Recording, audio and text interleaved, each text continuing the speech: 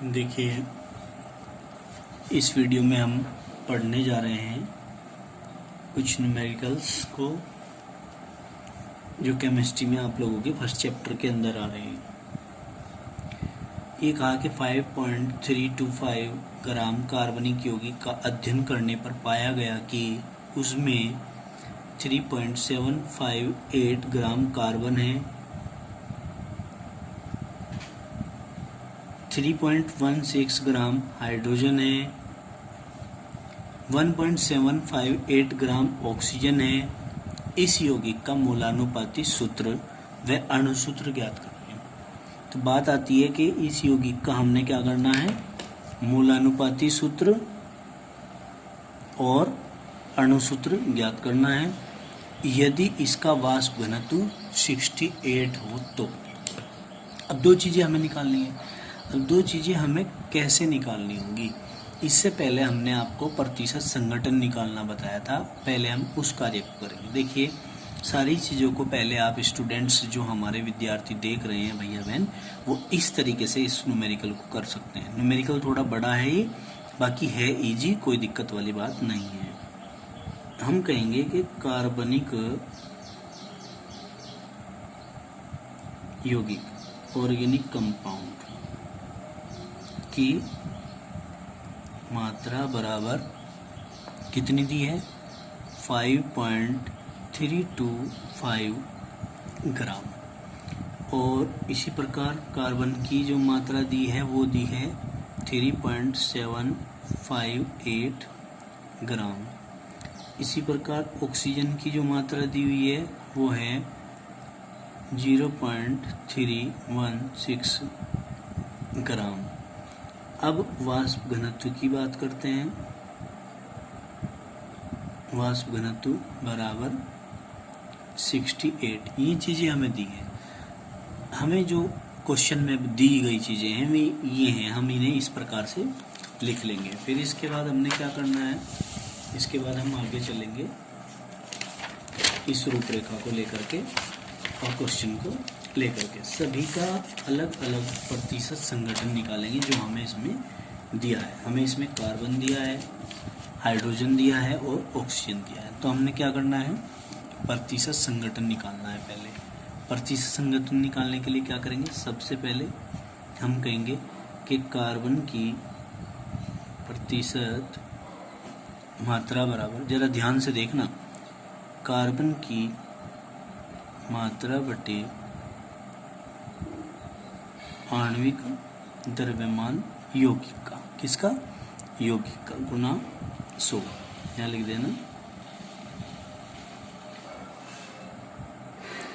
यौगिक का आणविक द्रव्यमान। क्लियर होगी। अब हम क्या करेंगे, यौगिक का आणविक द्रव्यमान हमारे पास कितना था, कार्बन की मात्रा हमें दी हुई थी 3.758 अपॉन यौगिक का आणविक द्रव्यमान हमें दिया हुआ था 5.325 इंटू 100।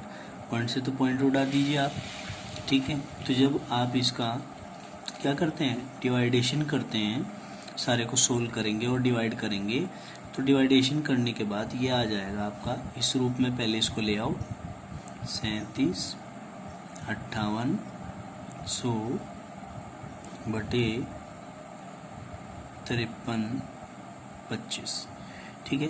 तब इसको डिवाइड करना, डिवाइड करने के बाद 70.57 आ जाता है आपका, 57%। ये आ जाएगा डिवाइड करने के बाद। क्लियर हुई बात। अब इसी प्रकार आप लोग क्या करेंगे, सेकेंड इसमें कंडीशन आएगी, हाइड्रोजन की प्रतिशत मात्रा बराबर हाइड्रोजन की मात्रा बटे यौगिक का आणविक द्रव्यमान गुना 100। ये आ जाएगा। तो हमने क्या करना है, हाइड्रोजन की मात्रा है हमारे पास 0.316 अपॉन आणविक द्रव्यमान यौगिक का हमें टोटल दिया हुआ है इसमें क्वेश्चन में 5.325 इंटू 100। अब हम क्या करेंगे, 100 से इसको गुना करेंगे तो यहाँ हमारे पास क्या आ जाएगा, बताओ क्या आ जाएगा। आप एक काम कर लीजिए, पॉइंट से तो पॉइंट को उड़ा दीजिए और 100 से गुना करेंगे तो आ जाएगा 316 बटे 5 3 2 5, ये आ जाता है हमारे पास। जब ये आ जाएगा तो हम इसको डिवाइड करेंगे, डिवाइड करने के बाद आएगा 5.93%। क्लियर हुई बात। इसके बाद क्या करना है, ये भी हमारी निकल गई हाइड्रोजन की भी। थर्ड निकालेंगे हम ऑक्सीजन की प्रतिशत मात्रा, ऑक्सीजन की प्रतिशत मात्रा बराबर ऑक्सीजन की मात्रा बटे ऑक्सीजन का आणविक द्रव्यमान गुना 100। तो हम क्या करेंगे 1.251 अपॉन जो मात्रा दी हुई थी ऑक्सीजन की, और बाकी आणविक द्रव्यमान यौगिक का कितना था, यहाँ ऑक्सीजन का नहीं लिखना है, यौगिक का लिखना है, ये गलती हो गया हमारे से। यौगिक का आणविक द्रव्यमान 5.325 इंटू 100, ये हमने करना है। तो वही काम करेंगे, पॉइंट से पॉइंट उड़ा दीजिए, 125100 बटे क्या आ जाएगा 5325, इसको डिवाइड करेंगे तो हमारे पास आएगा 23.50। क्लियर हो गया। अब यहाँ तक हमारे पास तीनों चीज़ों की मात्राएं निकल कर आ गई हैं। अब हमने क्या करना है, इसके बाद इस चीज़ को समझना है, एक टेबल बनानी है, तालिका। उस टेबल में क्या कहेंगे हम, सबसे पहले तत्व। तत्व हमारे पास इस क्वेश्चन में कौन कौन से मौजूद हैं भाई, सबसे पहले कार्बन है, उसके बाद हाइड्रोजन है, उसके बाद ऑक्सीजन है। क्लियर हो गया। फिर इसके बाद हम आगे चलते हैं, यहाँ लिखते हैं प्रतिशत मात्रा, फिर लिखते हैं यहाँ पर लिखते हैं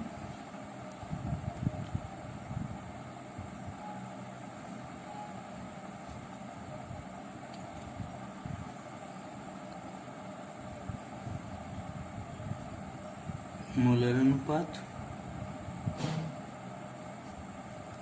ठीक है ना, और उसके बाद लिखते हैं सरल अनुपात, यहाँ लिखते हैं सरल अनुपात। क्लियर हो गया। अब प्रतिशत मात्रा हमारे पास कितनी कितनी आई है निकल करके, कार्बन की आई है हमारे पास 70.57%। यदि आप लोगों ने निकाली हो ये इस तरीके से तो आप लोग भी इसको करके देख सकते हैं कि यही आई थी क्या, कॉपी में अपनी मैच करके देख सकते हैं। हाइड्रोजन की आई 5.93 और ऑक्सीजन की भी आई है हमारे पास, ये आई है यहाँ पर ऑक्सीजन की निकल कर 23.50% ये आई है। अब मोलर आयतन कैसे निकालेंगे या मोलर अनुपात कैसे निकालेंगे, मोलर अनुपात निकलेगा, ये जो प्रतिशत मात्रा आई है ना 70.57, इसको डिवाइड कर दीजिए आप इसके अणुभार से। कार्बन का अणुभार होता है कितना 12, जब इसको डिवाइड करते हैं तो डिवाइड करके देखना 5.88 आएगा। इसका यहाँ करेंगे 5.93 बटे आप लोग क्या करते हैं हाइड्रोजन का 1 डिवाइड करोगे, ये आ जाएगा 5.93। अब यहाँ आएगा 23.50 बटे ऑक्सीजन का होता है 16, डिवाइड करेंगे तो आएगा 1.47। ठीक है, ये हमारा आ गया क्या मोलर अनुपात। ठीक है ना, ये हमारा इस तरीके से हमने टेबल अपनी तैयार कर लिया। हम सरल अनुपात करेंगे तो क्या आएगा, ये जो वैल्यू निकल कर आई है इस वैल्यू को इन तीनों में सबसे कम वैल्यू कौन सी है, इन तीनों में ये 5 ये 5 ये 1, ये वाली सबसे कम है। क्या है ये वाली वैल्यू जो है ये निकल कर आई है, ये सबसे कम है। क्या है सबसे कम, इससे डिवाइड करना है, यानी कि 5.88 अपॉन 1.47, यहाँ पर 5.93 अपॉन 1.47, यहाँ पर 1.47 अपॉन 1.47। इसको डिवाइड करेंगे तो कितना बार चलता है, 4 बार चलता है। इसको डिवाइड करेंगे तो लगभग 4 बार चलता है, इसको डिवाइड करेंगे तो 1 बार चलता है। तो हमारा जो निकल कर आया है वैल्यू कार्बन का, मतलब हमारा जो रेशो निकल कर आया है वही आया है कि कार्बन का तो 4 आया है, फिर हाइड्रोजन का देखेंगे तो हाइड्रोजन का भी 4 आया है, और ऑक्सीजन का देखें तो ऑक्सीजन का 1 आया है। मतलब मूलानुपाती सूत्र लिखते हैं, मूलानुपाती सूत्र बराबर C4H4O1। ठीक है, अब आप इसका मूलानुपाती सूत्र बाहर निकाल लीजिए इसी, क्या मूलानुपाती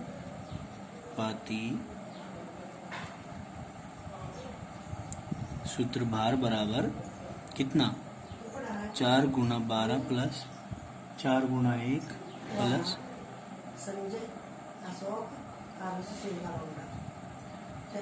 ऑक्सीजन का 16 गुना 1। क्लियर हो गया। अब हम करेंगे वाष्प घनत्व। वाष्प घनत्व है हमारा 68। ठीक है, अब इसके बाद हमने क्या करना है, वाष्प घनत्व 68 है, हम निकालेंगे यौगिक का अणुभार। भाई क्वेश्चन में जो पूछा है वो तो हमने पूरा करना ही है कंडीशन। हम कहेंगे यौगिक का अणुभार। यौगिक का अणुभार कैसे निकलेगा, 2 गुना वाष्प घनत्व। तो हम क्या करेंगे, 2 गुना 68 बराबर 136। ठीक है, ये आ जाता है, 136 आ गया। अब भाई अणुभार भी निकाल लिया, यौगिक का अणुसूत्र तो नहीं निकाला ना। यौगिक का अणुसूत्र का मूलानुपाती सूत्र निकल गया। ठीक है, अब हमने क्या करना है, इसका मूलानुपाती सूत्र के माध्यम से हमने वाष्प घनत्व की सहायता से इसका अणुभार निकाला। अब हम क्या करेंगे, अब हम करेंगे यौगिक का अणुसूत्र बराबर, फॉर्मूला हमारा होता है मूलानुपाती सूत्र का होल n। क्लियर हो गया। अब क्या करेंगे, n बराबर यदि निकाल लें, n बराबर तो क्या आ जाएगा भाई, अणु सूत्र भार, ये यौगिक का अणु सूत्र था ना, तो अगर n की वैल्यू निकालनी है तो अणुसूत्र भार बटे क्या लिखेंगे, मूलानुपाती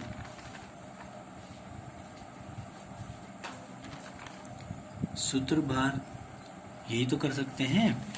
अब हमने क्या करना है, हमारा अणुसूत्र भार कितना आया है, 136 आया है, और मूलानुपाती सूत्र भार कितना आया था हमारा, हमने निकाला था, मूलानुपाती सूत्र भार होता है जो वाष्प घनत्व दिया हुआ है इसमें। ठीक है नहीं, यहाँ पे आप इसको ऐसे भी कर सकते हैं, n बराबर अणुसूत्र भार बटे वाष्प घनत्व। क्या, वाष्प घनत्व। तो वाष्प घनत्व हमारा है 68, तो बराबर कितना आ जाएगा हमारा, डिवाइड करेंगे 2 आ जाएगा। तो हम क्या करेंगे, इस फॉर्मूले में रख लेंगे इस वैल्यू को, अणुसूत्र बराबर क्या, अणुसूत्र बराबर क्या करेंगे, मूलानुपाती सूत्र का होल n क्या होगा, मूलानुपाती सूत्र था हमारा 4C4H4O1, और इसका पूरे का होल ट्वाइज कर देंगे। n की वैल्यू 2 आई है हमारी निकल के, n की वैल्यू 2 आई है, तो हम क्या कर देंगे, ट्वाइज कर देंगे। ट्वाइज करने पे हमारा क्या होगा, 2 चौक 8, 2 चौक 8, 2 एकम 2, यानी कि हमारा जो यौगिक का अणुसूत्र आएगा निकल करके वो C8H8O2 आएगा। इस प्रकार से हम क्या कर सकते हैं, इसको सारे को सोल्व कर सकते हैं।